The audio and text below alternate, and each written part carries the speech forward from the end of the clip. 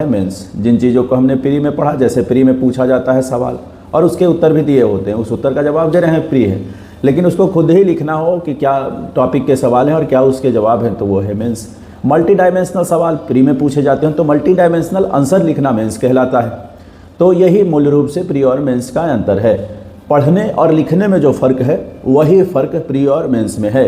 पढ़ाई करते वक्त हम सिर्फ और सिर्फ डेटा इकट्ठा करते हैं और जो सवाल आता है उस सवाल में विकल्प को चुन के सबसे बेहतर विकल्प को हम लोग चुनते हैं। मेंस में भी ठीक यही है। पढ़ाई करने के बाद जो प्री में सवाल और जवाब था उसी तरह हमें लिखना होता है कि सबसे बेहतरीन चीज़ क्या है हमारी जानकारी में जो हम इसको लिखें। इसी का तुलनात्मक रूप से मार्किंग किया जाता है और प्रतियोगी परीक्षार्थी जो बाकी के हैं जिनका मूल्यांकन ठीक होता है वो अव्वल या उनका चयन हो जाता है।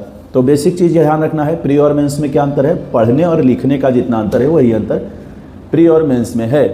मेंस हमें लिखने के लिए प्रेरित करता है। जो चीज़ें हम मल्टी डायमेंशनल पूछा जाता है तो हमें मेंस में मल्टी डायमेंशनल लिखना होता है।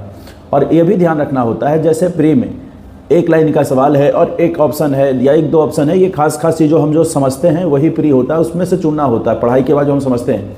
ठीक उसी तरह मेंस में है, आपको बहुत चीज़ें नहीं लिखनी है, आपको कम शब्दों में जो अपनी बातें हैं, अपनी बातें नहीं जो विषय पूछा गया है उसको रखना है बहुत कम शब्दों में और बहुत ज़्यादा डायमेंशंस में। तो यही तो मेंस है।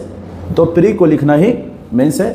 सभी अपना ख्याल रखें और बीपीएससी की मेंस की तैयारी के लिए जुड़ जाएं और साथ में कोई दरोगा या बाकी की परीक्षाओं की तैयारी भी करते हैं तो वो लोग भी चैनल से जुड़ जाएं और ख़ास करके जो मेंस की तैयारी करना चाहते हैं वो जुड़ जाएं। अपना ख्याल रखें। धन्यवाद।